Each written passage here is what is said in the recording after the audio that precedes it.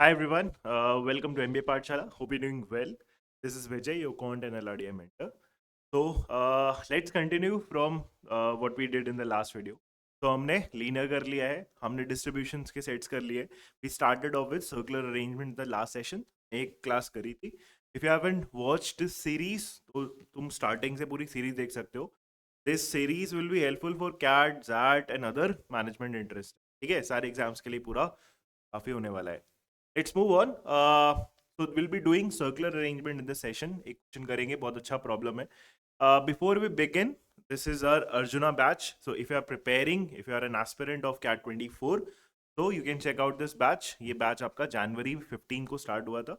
तो काफ़ी टाइम हो गया इस बैच को स्टार्ट हुए, around a month probably. But still if you want you can enrol in this batch. तो पीछे के जितने भी आपके लेसन हैं वो आपको रिकॉर्डेड फॉर्मेट में मिल जाएंगे.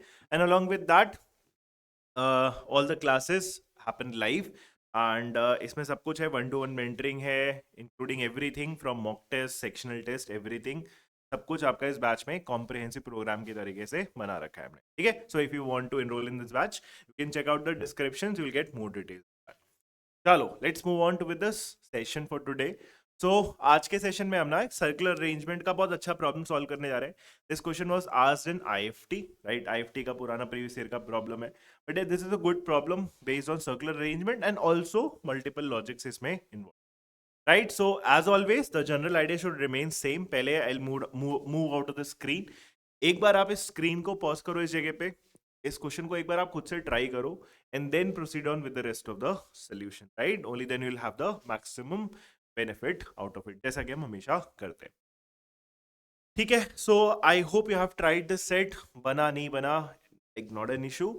Let's start discussing this. देखते हैं इसमें क्या important parameters दिए हुए हैं, क्या conditions है, उसको किस तरीके से हम करेंगे, figure out all the data. ठीक है, चलो let's move on. Let's read this. So, in an ICU with capacity of 8 patients, due to COVID-19, beds were arranged in a circular pattern. So, basically, circular arrangement की बात कर दी उसने. Thus, now at a time, 8 patients can be accommodated. So, एक circular arrangement होना चाहिए and उसमें 8 लोगों को बैठाना है. Right? So, we need a circular arrangement. इसमें we need 8 places. Standard है बिल्कुल. ठीक है.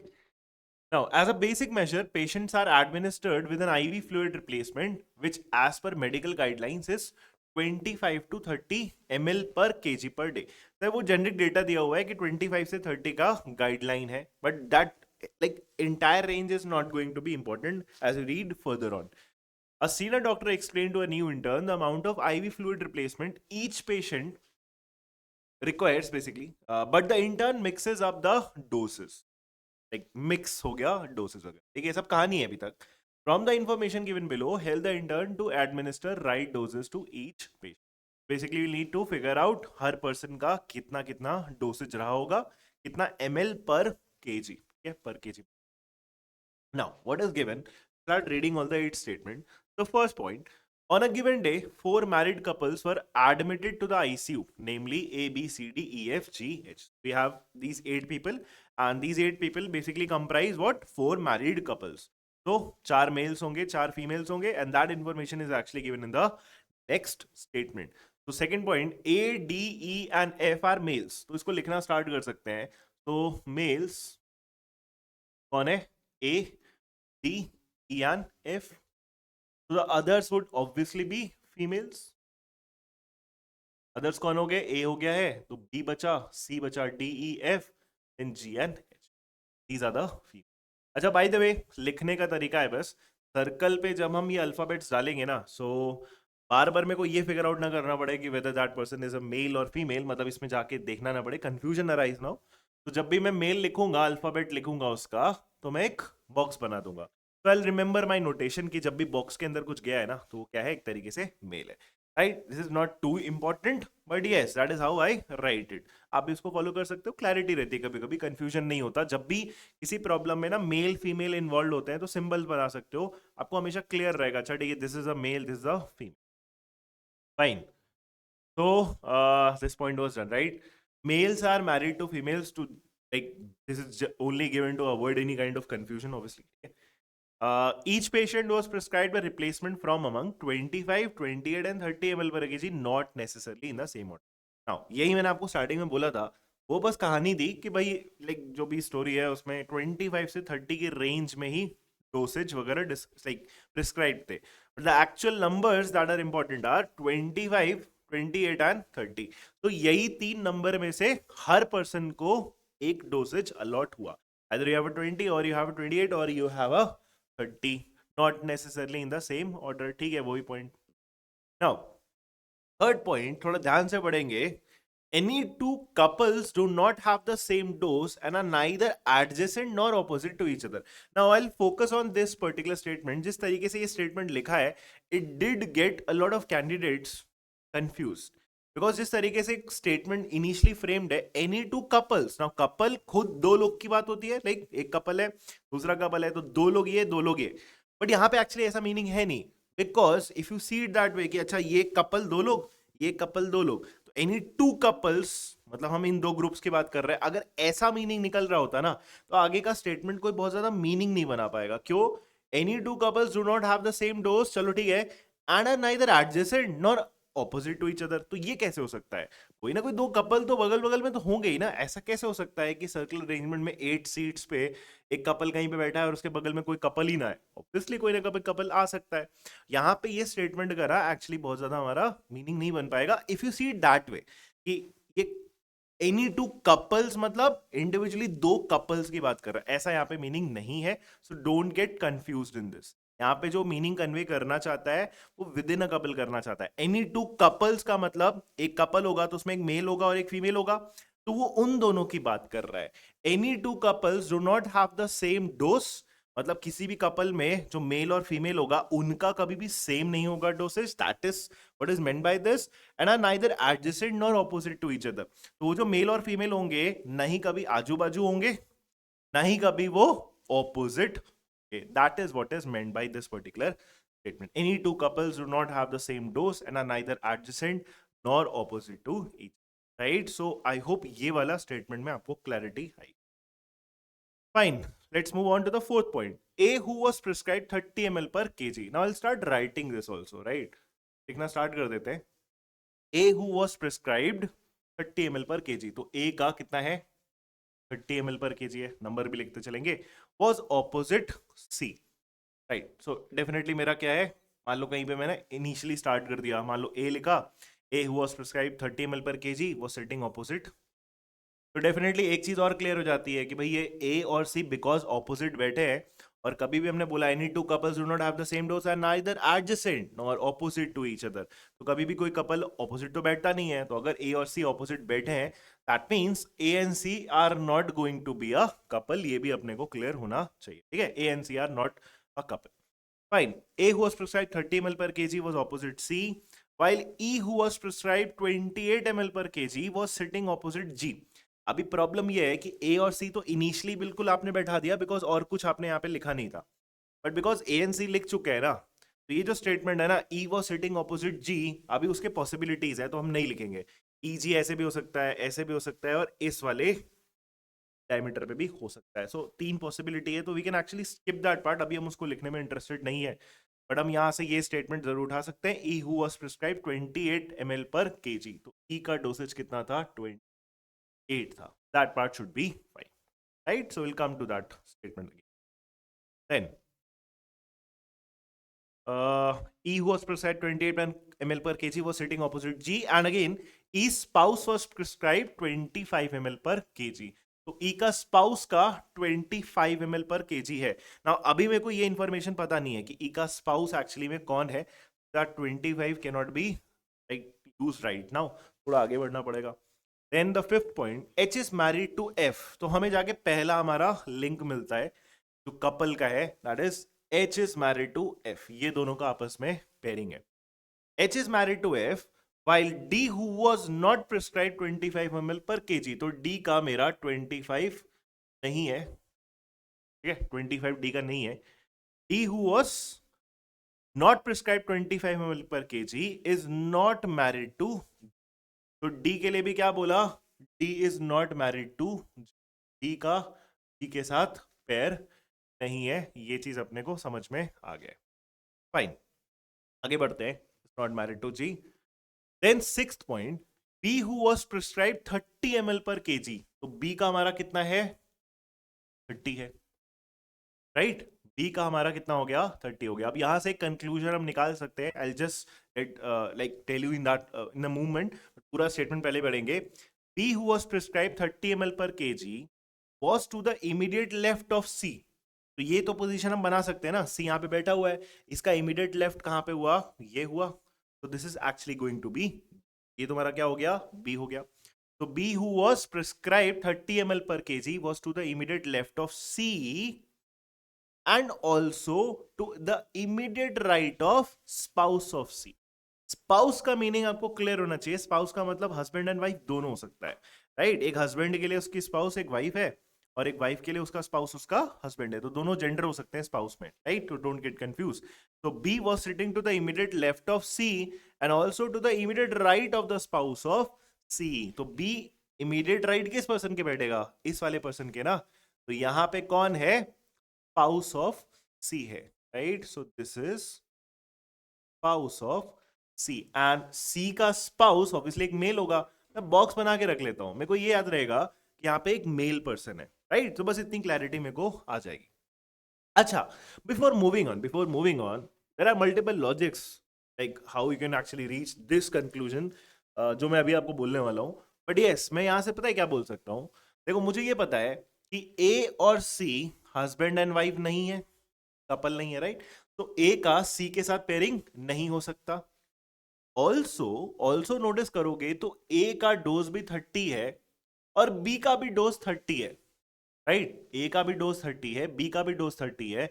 एंड कभी भी सेम लाइक किसी कपल में हस्बैंड एंड वाइफ का सेम डोसेज नहीं होता। तो मैं ये भी कंक्लूड कर सकता हूं ए का जो स्पाउस है वो बी भी नहीं है, ए की पेयरिंग बी के साथ भी नहीं है, और ए की एच के साथ हो नहीं सकती because H is actually married to F. A के लिए एक ही पॉसिबिलिटी बची and that is going to be, I hope that point is clear to everyone कि A will be married to. तो अब एक्चुअली में ए का जी के साथ है, इसको चाहो तो आप अलग से भी लिख सकते हो। A is married to G है, F is married to H है। अब इसके बाद आपका ये जो डी और ई है, these will be married to what? B and C in some order. अब वो हम फिगर आउट करेंगे। डी और ई जो है वो आपका बी एंड सी से मैरिड होंगे इन सम ऑर्डर। अभी वो आगे के स्टेटमेंट्स भी हमें पता चलेगा, उसके बेस पे हम इसको क्लियर कर लेंगे। That is how it stands right now. Fine, तो ये हो गया हमारा 6 point complete. 7 point, none of the 4 males receive IV replacement lower than 28 ml पर KG.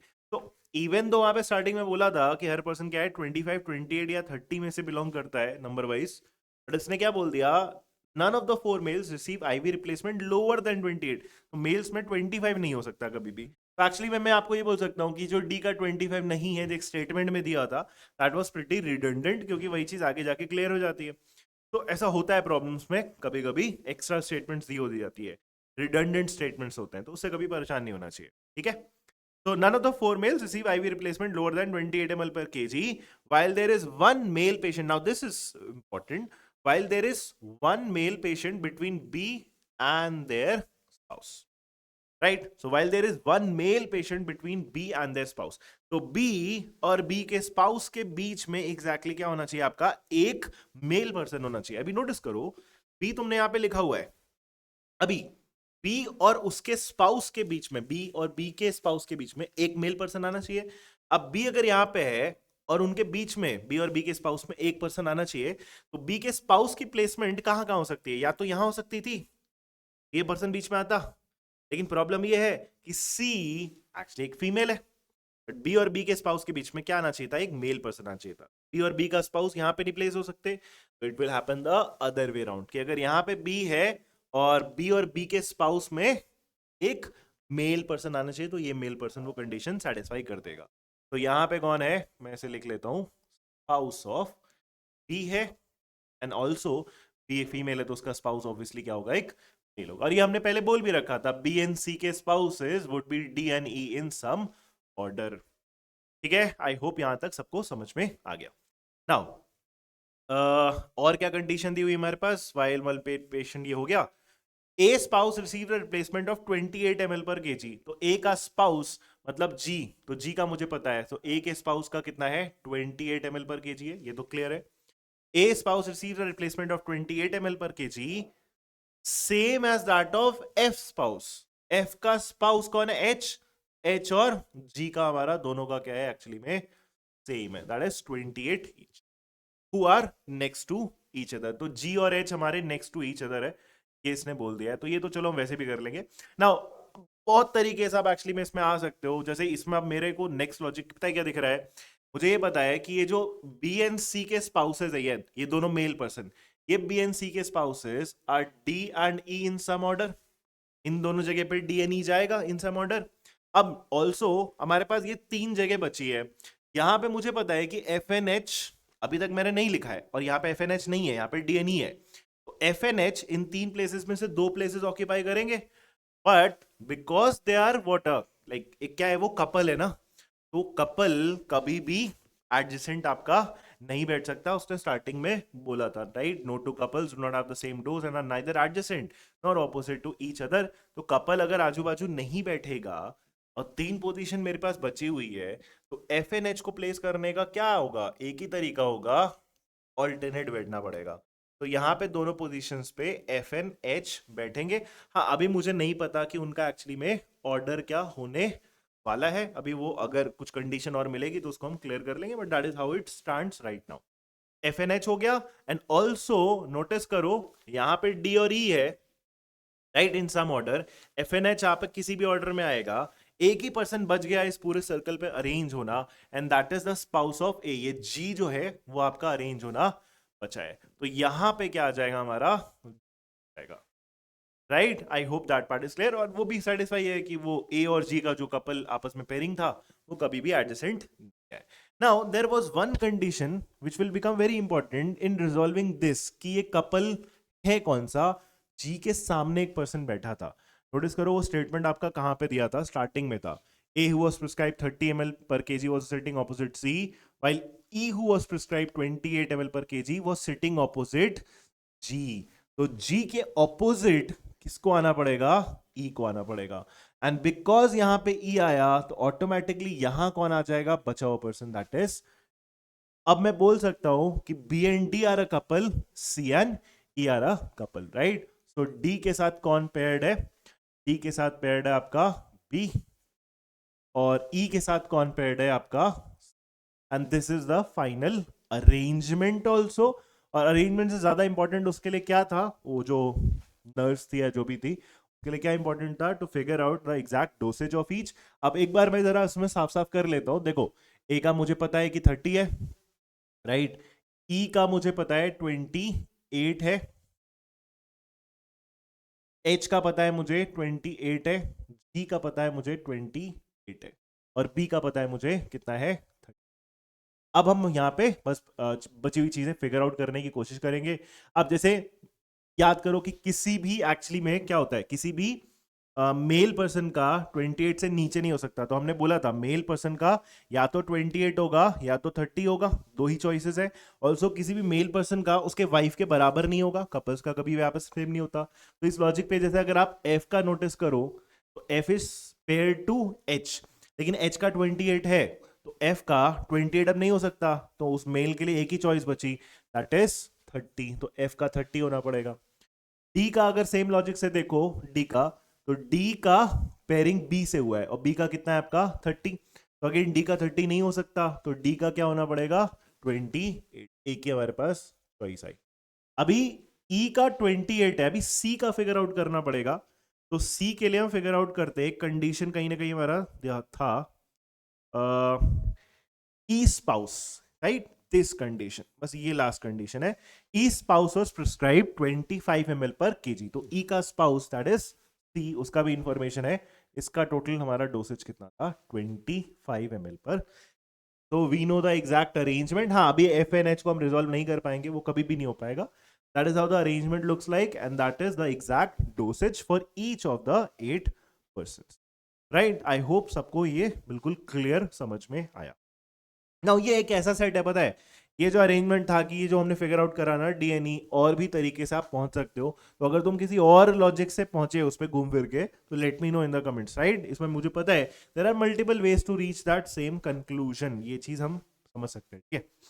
Now let's go to the problems, देखते हैं क्या है।